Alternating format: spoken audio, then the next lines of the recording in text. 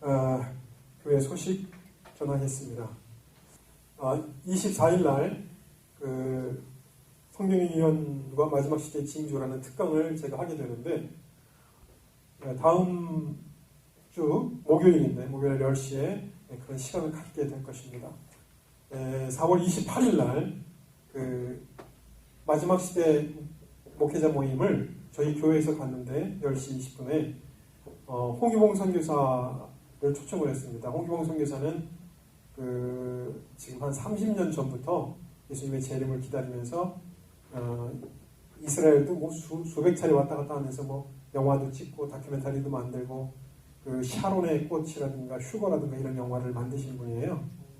이제 그분 모셔서 이스라엘을 통해 본 그 재림의 시간표라는 제목을 가지고 이제 강의를 듣기로 했고요. 어쨌든 그때 이제 3명의 강사를 통해서 시간을 갖도록 했습니다.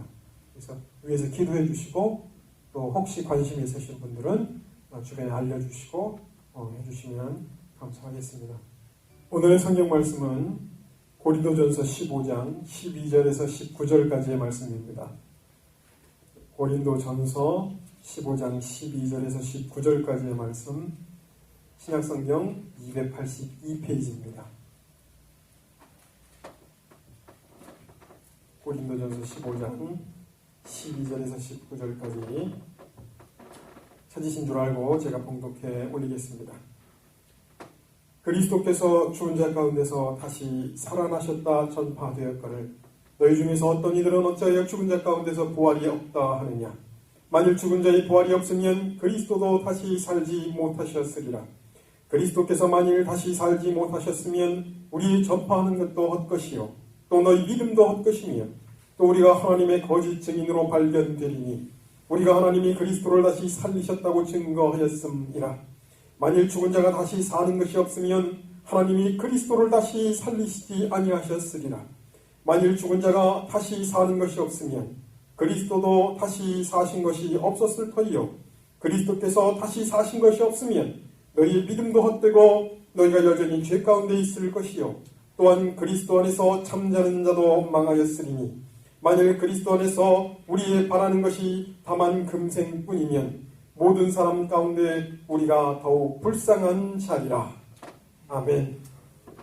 우리 잠시 기도하시겠습니다.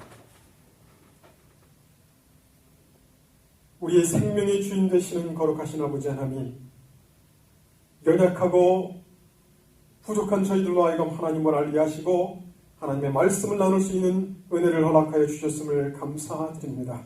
거룩하신 아버지 하나님, 이 시간 함께하여 주셔서 그 부활의 위대함이 어떤 것이며 우리가 어떻게 부활할 것임을 깨닫도록 인도하여 주시옵시고 우리는 어떻게 살아야 하는가 인도하여 주셔서 더욱더 하나님께서 기뻐하시는 하나님의 자녀들이 될 수 있도록 함께하여 주시옵기를 소원하옵고 살아계신 우리 주 예수 그리스도의 이름으로 기도드렸사옵나이다.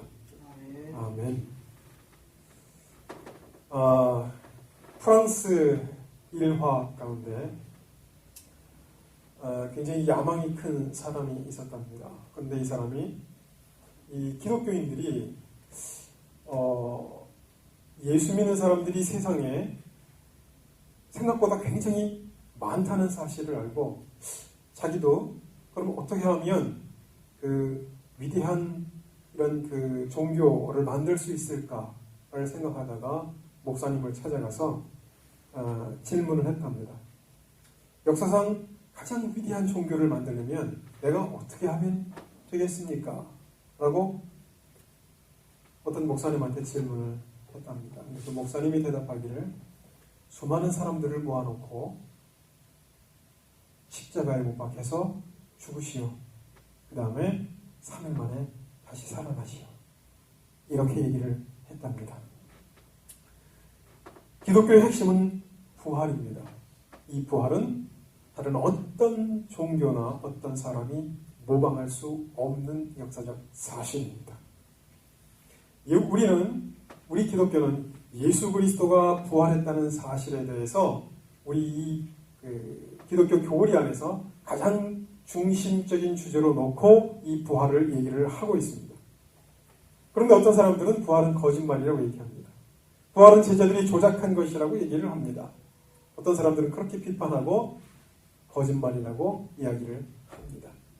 현재 예수 그리스도의 부활 이후에 2000년 정도가 지난 지금 그 부활을 믿는 사람들은 세계 22억 정도. 그래서 그들은 기독교인이라고 불리기도 하고 천주교인이라고 불리기도 하고 성공회 혹은 동방정교 각각 그런 종교 안에서 예수 그리스도의 부활을 믿고 신앙생활을 해오고 있습니다. 자유주의 신학자들은 예수 그리스도의 부활이 혹 어떤 사람들은 제자들이 조작한 것이다 혹은 거짓말이 와전된 것이다 이렇게 주장하는 사람들도 있지만 자 한번 생각해 보십시오. 11명의 제자가 예수 그리스도가 부활한 것을 목격하고 떡을 나눴습니다. 음식을 같이 먹었고 갑자기 다락방이 나타나기도 하고 사라지기도 하셨습니다. 엠마로 가던 두 제자가 예수 그리스도를 만났습니다. 그리고 그들은 예수 그리스도와 얘기를 나눴습니다. 그리고 들어가서 음식을 같이 나눴다고 성경은 얘기하고 있습니다. 그 이후에 500명이라고 하는 사람들이 예수 그리스도의 부활을 목도하고 승천하는 것을 목격했습니다. 성경은 막달라 마리아나 예수님의 어머니 마리아가 예수 그리스도의 부활을 목도한 것을 기록하고 있습니다. 자, 그렇다면 그럼 그 사람들이 조작해서 기록한 것이 아니냐 우리가 이렇게 의심하는 사람들이 얘기를 한다면 여러분 그것이 거짓말이라면 그 거짓을 위해서 자기 목숨을 바칠 수 있겠습니까?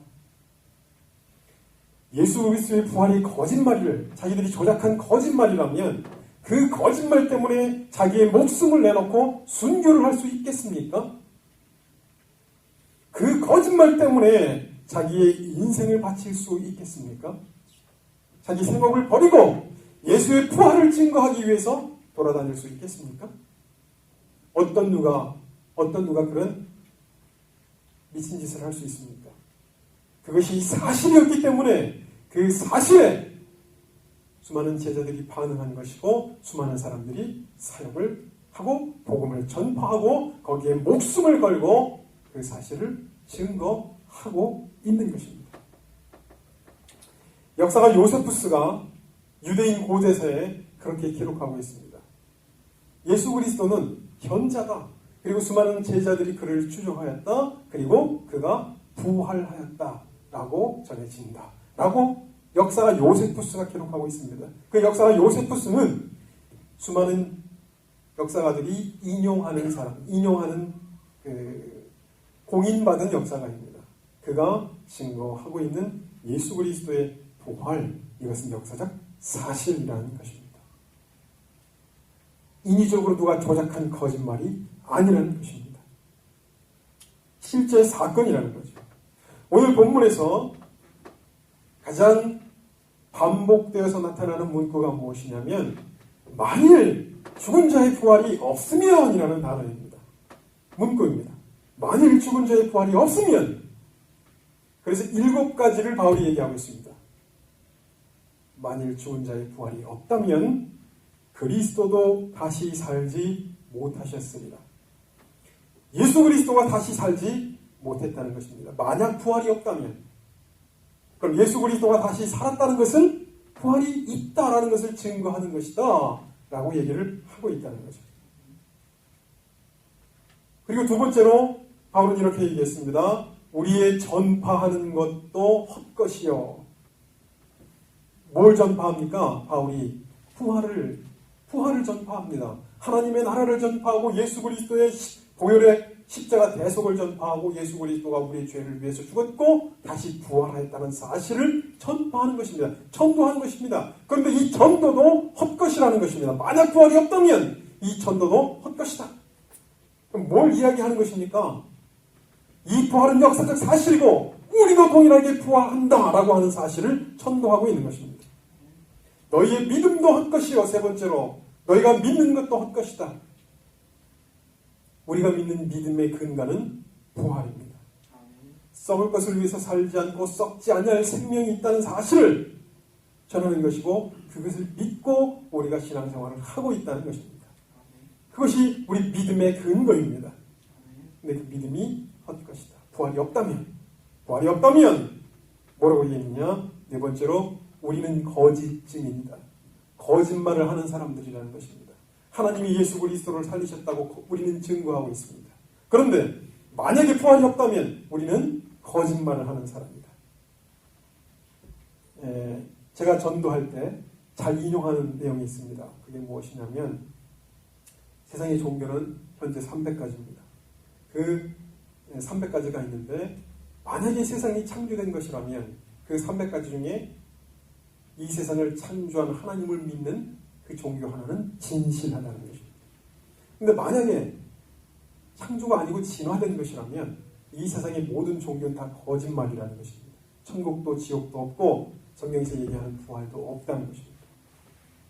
우리 마음대로 살아야죠. 그러면 내 마음대로 살아야죠. 그렇게 얘기를 하고 있습니다.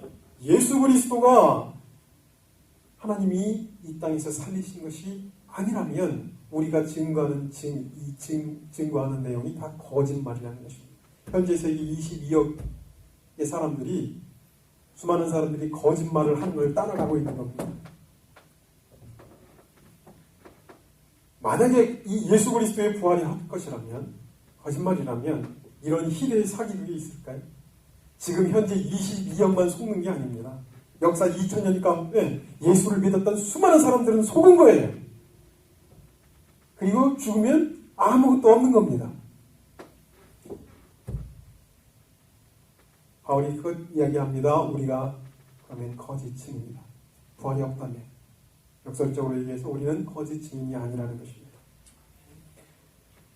다섯 번째로 우리는 여전히 죄 가운데 있을 것이라고 이야기하고 있습니다. 그래서 그리스도께서 다시 사신 것이 없으면 17절에 너희가 여전히 죄 가운데 있을 것이요 이렇게 얘기하고 있습니다. 죄 가운데 있다. 여러분 부활이 뭘 의미합니까? 예수 그리스도가 하나님 앞에 의롭다 여기심을 받고 다시 그 사망이 예수 그리스도를 가둬둘 수 없다는 사실을 증명하는 것입니다. 예수 그리스도를 죄가 가둘 수 없기 때문에 사망이 그 위의 권세를 예수 그리스도 위에 부릴 수 없는 것입니다. 그래서 예수 그리스도가 살아날 수밖에 없었다는 거예요. 성경이 증거하는 것은.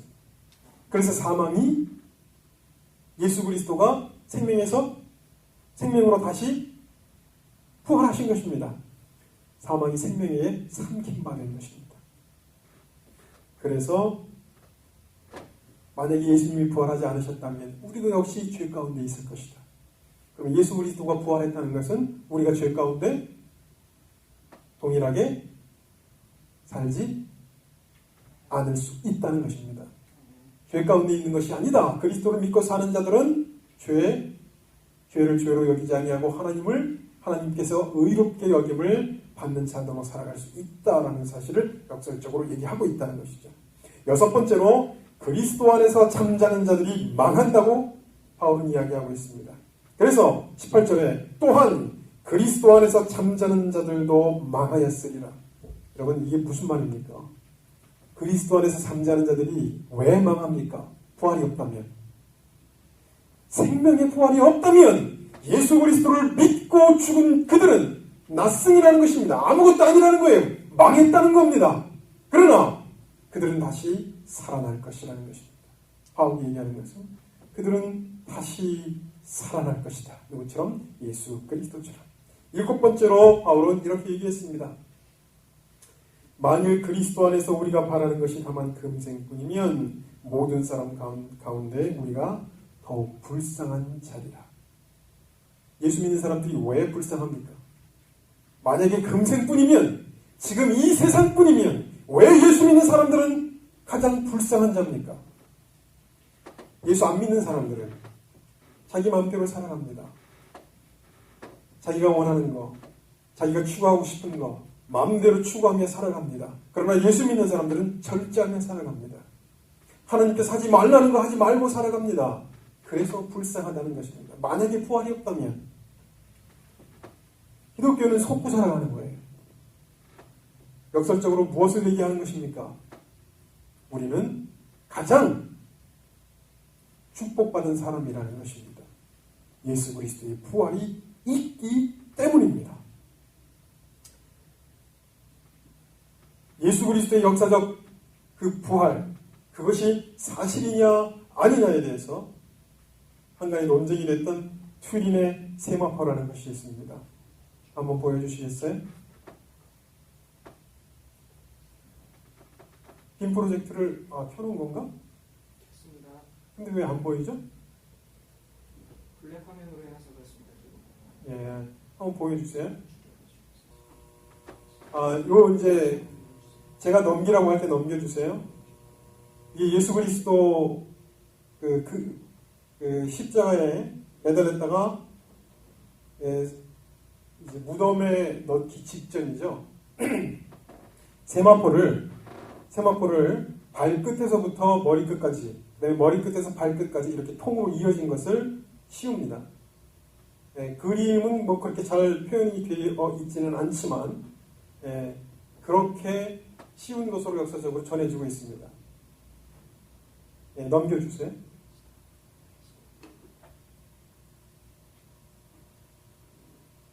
옆구리에 창자국 보이시죠?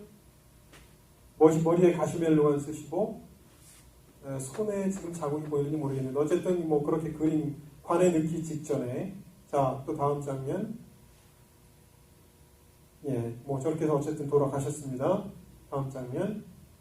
이것이 그 튜린의 세마포 일부분, 예수 그리스도 앞의 형상. 저기서 저게 앞인데요. 앞부분 맞죠? 그래서 손도 이렇게 앞으로 있고 저것이 한간에 논쟁이 됐었습니다. 그래서 15세기에 누가 조작한 것이다. 그림을 그래서 조작한 것이다. 왜? 탄소동의 측정법으로 측정했더니 500 몇 년밖에 안 됐더라. 지나간 시간이. 그래서 AD 1500년 것이다 라고 학자들이 발표를 했습니다. 그런데 수많은 사람들이 믿지 않았습니다. 왜? 저런 사실, 못자국, 예수님이 돌아가셨을 때 못자국 오른팔에 찍힌 거, 가슴에 창자국 난 거, 머리에 가시멜로가 써셨던 자리, 다리에 못자국 똑같이 새겨진 이것은 그림으로 그릴 수 없기 때문입니다. 누가 형상을 새길 수가 없기 때문입니다. 나중에 과학자들이 조사를 해보니까 입체 형상으로 찍힌 거예요. 저게 도저히 인간이 그릴 수 없는 형상이라는 것입니다. 15세기에 그런 일을 누가 할 수 있나요? 없습니다. 현대 과학으로도 할 수 없어요. 그런데 저 사실을 과학자들이 탄소동의 측정법으로 15세기 것이라고 하는 바람에 수많은 사람들이 저거 가짜인가 보다. 조작된 것이다. 이런 식으로 흐지부지 무마돼 버렸던 사건이 있었습니다. 자, 한번 보세요. 다음 거.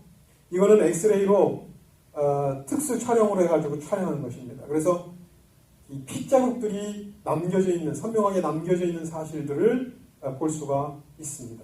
그리고 주변에 이렇게 삼각형으로 되어 있는 것은 15세기 때, 10몇 세기 때 수녀원에 불이 나서 그 불이 난 자국, 탄자국이랍니다. 그것이 소실된 거.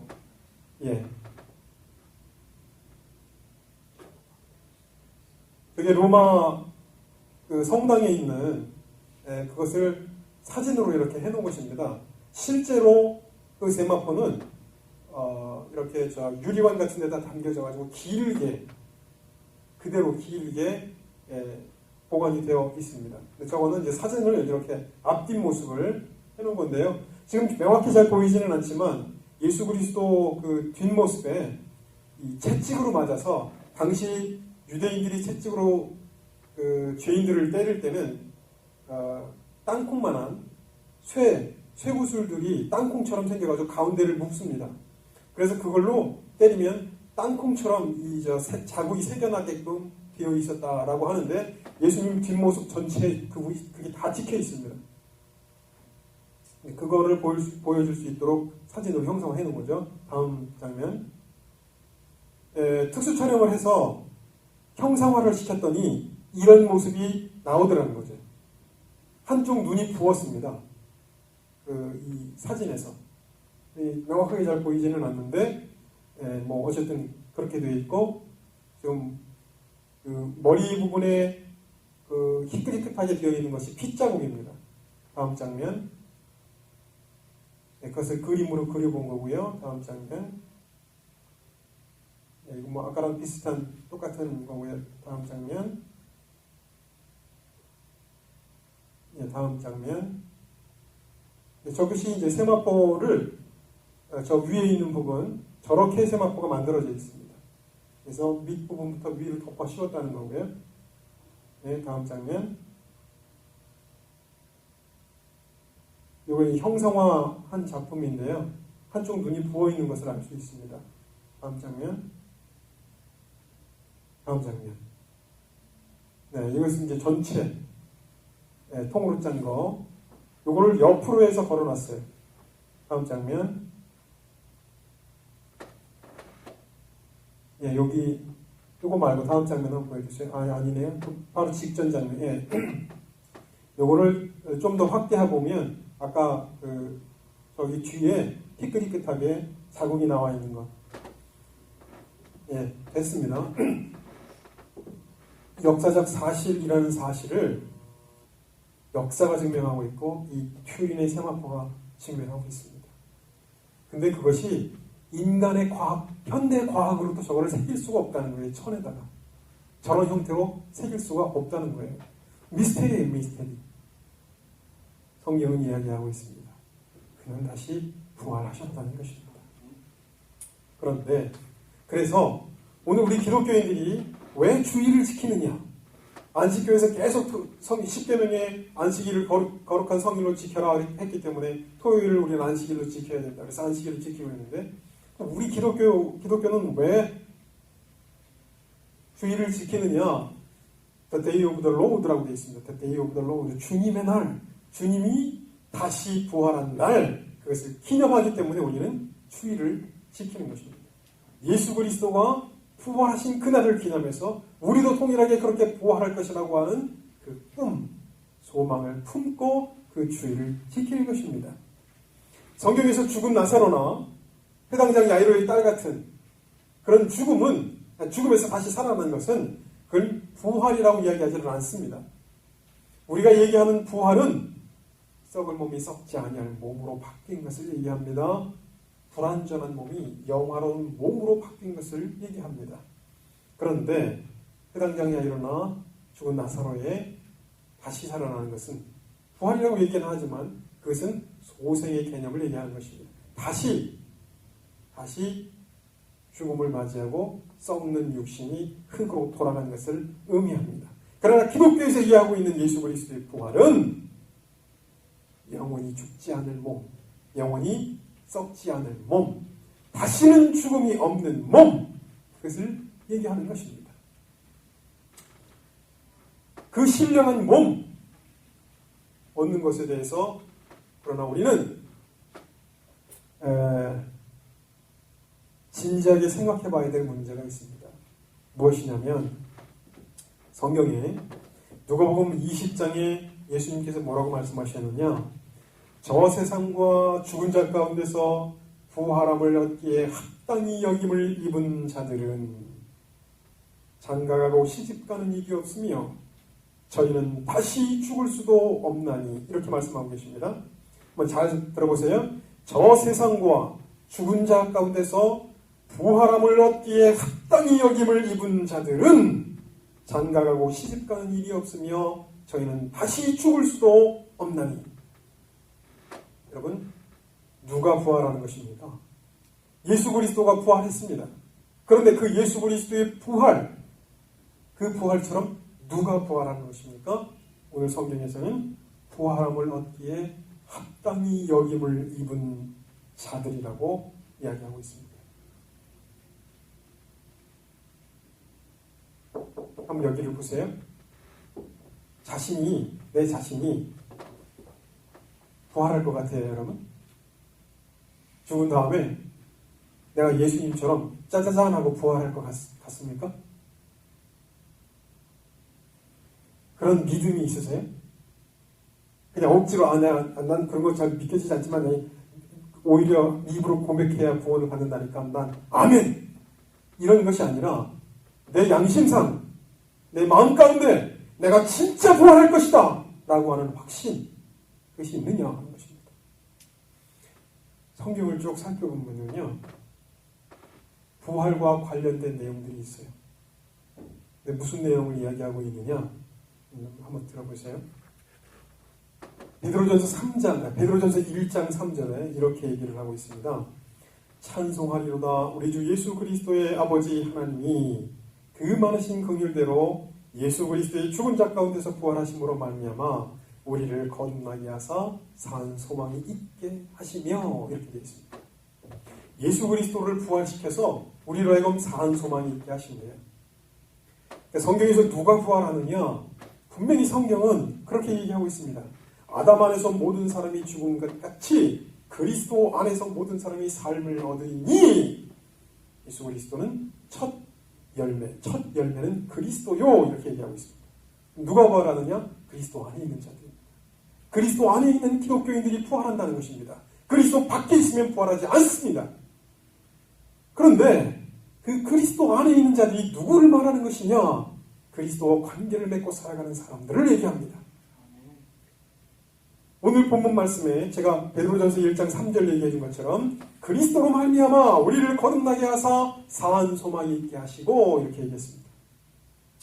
제가 이 설교 말씀 이렇게 준비하다가 인터넷에서 어떤 글을 봤는데 그 내용이 어떤 내용이었냐면, 미국의 어떤 거지가 맨날 쓰레기를 뒤지다가 거기 쓰레기 더미에서 우리나라 말고 로또 복권 하나를 주셨답니다. 우연히 TV를 보면서 로또 복권을 맞춰봤더니 1등이라는 거예요. 그게 1등이래요. 쓰레기를 뒤지다가 어느 날 로또 복권이 당첨돼서 수백 수천억 원을 갖게 됐습니다. 자, 여러분 생각해 보세요. 이 사람이 예전에 쓰레기를 뒤질 때와 지금 혹시 복권을 당첨받은 복권을 자기가, 미국은 선택하게 되어 있습니다. 월별로 해가지고 그것을 받을 것이냐 아니면 한꺼번에 받을 것이냐 선택하게 되는데, 어쨌든 그거를 받으러 가기 이전에 혹시 쓰레기 더미를 뒤진다고 했을 때 그 이전과 그 이후는 어떤 차이가 있습니까? 아무런 소망이 없었어요. 쓰레기를 뒤지면서 하루하루 연명하고 먹을 거 찾아서 살았습니다. 그러나 복권을 당첨이 됐어요. 그럼 이제 자기는 엄청난 거부로 살게 됩니다. 쓰레기를 뒤지더라도 그 마음 가운데 어떤 마음으로 살아갑니까? 기쁨과 소망이 넘치는 마음으로 살아갈 것입니다. 우리는 예수 그리스도 안에 있는 자들이 부활할 것이라고 하는 하나님의 약속을 받았습니다. 예수 그리스도는 부활하셨습니다. 그러면 오늘날 우리는 어떤 마음으로 살아가야 됩니까? 하늘의 기쁨으로 살아가야 됩니다. 하늘의 소망을 품고 우리가 다시 부활할 것이라고 하는 그 소망으로 이 땅에서 내가 쓰레기 같은 것들을 처리하고 살아간다 할지라도 그 소망을 품고 살아가야 한다. 성경은 이렇게 얘기하고 있다는 것입니다. 두 번째로 성경은 예수 그리스도의 부활을 믿고 살아가는 사람은 어떻게 살았느냐? 성경 고린도전서 사도행전 24장 15, 16절에 보니까 이렇게 얘기하고 있습니다. 바울이 벨릭스 총독 앞에서 이렇게 고백하는 것입니다. 저희의 기다리는 바 하나님께 향한 소망을 나도 가졌으니 곧 의인과 악인의 부활이 있으리라 함이라. 이것을 인하여 나도 하나님과 사람에 대하여 양심의 꺼리낌이 없기를 힘쓰노라. 여러분, 의인과 악인의 부활이 있대요. 그럼 의인의 부활이 누구의 부활입니까? 의인의 부활이 예수 그리스도를 따르는 자들이 부활을 하는 것을 얘기합니다. 악인의 부활은 예수 그리스도와 상관없는 부활을 얘기합니다. 심판의 부활입니다. 그런데 바울이 그 벨릭스 총독 앞에서 내가 의인과 악인의 부활이 있기 때문에 내가 하나님과 사람에 대하여 양심에 꺼리낌이 없기를 힘쓴다. 뭘 얘기하는 것입니까? 예수 그리스도 부활을 믿는 사람들, 그리고 예수 그리스도를 따르는 사람들, 예수 그리스도 안에 있는 사람들은 의롭게 살아야 한다라고 하는 사실을 이야기하고 있는 것입니다. 의롭게 사는 사람들이 부활한다는 것입니다. 고린도전서 15장 32, 33절에 죽은 자가 다시 살지 못하면 내일 죽을 터이니 먹고 마시자 하리라. 죽은 자가 다시 살아나는 것이 없으면 내일 죽을 것인데 오늘 먹고 마시자. 그냥 즐겁게 살자. 쾌락을 위해 살자. 그러나 그 이어서 이렇게 얘기하고 있습니다. 속지 말라. 악한 동무들은 선한 행실을 더럽히나니 깨어 의를 행하고 죄를 짓지 말라. 깨어서 의를 행하고 죄를 짓지 말라. 의로운 자들이 되어야 한다는 것입니다. 죄 짓지 말고 하나님 앞에 의롭게 사는 자들이 되어야 훗날 생명의 부활을 얻게 된다고 성경은 이야기하고 있다는 것입니다. 아무나 부활하는 것이 아닙니다. 부활함을 얻기에 합당히 여김을 입은 자들이 부활한다고 성경은 분명히 말씀하고 있다는 것입니다. 세 번째로 요한복음 5장 29절에 예수님은 이렇게 말씀하셨습니다. 선한 일을 행한 자는 생명의 부활로, 악한 일을 행한 자는 심판의 부활로 나오리라. 여러분, 선한 일을 행한 자는 생명의 부활로 다시 일어난답니다. 오늘 우리 그리스도인의 삶이 어떠해야 된다는 것입니까? 선한 삶을 살아가야 된다는 것입니다. 남이 나를 미워해도 내가 그를 미워하지 않으며, 남이 나의 뺨을 때려도 나는 오른편에 뺨을 내주며, 남이 나를 겉옷을 뺏으면 속옷까지 내어주고, 오리를 동행코자 하면 십리를 동행할 수 있는 자가 되도록 해야 한다는 것입니다. 선한 일을 행한 자는 생명의 부활로 나온다. 선한 일을 행하며 살아갈 수 있어야 한다는 것입니다. 네 번째로 고린도전서 15장 58절에 이렇게 얘기하고 있습니다. 앞에서 우리가 부활에 대해서 계속 얘기합니다, 바울이. 그리고요, 그러므로 이렇게 얘기합니다. 그러므로 부활이 있기 때문에, 그러므로 내 사랑하는 형제들아 견고하여 흔들리지 말며 항상 주의 일에 더욱 힘쓰는 자들이 되라. 이는 너희 수고가 주 안에서 헛되지 않은 줄을 알느니라. 여러분, 부활하심을 입기에 합당히 여김을 입은 자들은 누구의 일을 하는 것입니까? 주의 일을 하며 살아간다는 것입니다. 이 세상에서 주의 일을 하며 살아간다는 것입니다. 내가 누구의 일을 하며 살아갑니까? 오늘 나는 누구의 일을 하며 살아갑니까? 나는 주의 일을 하며 살아갈 수 있어야 합니다. 부활이 있기 까닭에 너희들이 하는 그 주의 일이 결코 헛되지 않는다는 것입니다. 하늘나라에서 영광과 존귀와 칭찬이 있으리라. 성경은 분명히 그렇게 얘기하고 있습니다. 너희들의 그 삶을 통해서 하나님께서 훗날 그가 나타나실 때에 영광과 존귀와 칭찬이 있으리라. 이렇게 얘기하고 있다는 것입니다. 썩을 것을 위해서 일하는 것, 여러분, 이 세상의 모든 일들이 쓰레기입니다. 그래서 바울은 배설물처럼 여긴다고 했습니다. 자기가 가장 존귀하게 여겼던 것, 세상 사람들이 가치 있게 여겼던 것, 나는 다 배설물로 여긴 거야. 쓰레기라는 것입니다. 궁극적으로 우리 삶의 목적, 어디에다 목적을 두고 우리가 살아가야 되느냐? 신령한 몸의 부활이 우리 안에 있다는 것입니다. 그것이 우리 삶의 목적이라는 것입니다. 거기에 우리의 포커스가 맞춰져 있어야 합니다. 영원로운 그날, 예수 그리스도가 오시는 그날, 썩을 것이 썩지 아니할 몸을 입겠고 죽을 것이 죽지 아니할 몸을 입을 때에 해와 해의 영광이 다르고 달과 달의 영광이 다르듯이 우리도 그렇게 될 것이라고 성경은 이야기하고 있다는 것입니다. 내 삶의 목적이, 내 삶의 목표가 어디에 있느냐? 썩을 것에 있느냐? 썩지 않을 것에 있느냐? 여러분, 월급을 1,000만 원 받습니다. 어떤 사람은 월급을 한 달에 100만 원을 받습니다. 그리고 살아갑니다. 그리고 어떤 사람은 그 1,000만 원 받는 사람이 부럽고 그것을 또 얻기 위해서 열심히 노력하고 이렇게 살아갑니다. 그러나 부활이라고 하는 명제 앞에 1,000만 원이든 100만 원이든 의미가 있습니까? 맞습니다. 아무것도 아닙니다. 우리 인생은 영원 생명에 비하면 단 1초도 안 됩니다. 그런데 거기에 목을 메고 살아가는 것이 우리 인생입니다. 그러나 성경은 그 영원한 하나님의 나라를 소망하고 살아가라고 분명히 이야기하고 있습니다. 썩을 것을 위해서 일하지 말고 썩지 아니할 것을 위해서 일을 하라. 땅의 것을 생각하지 말고 위의 것을 찾으라. 이렇게 말씀하고 있다는 것입니다.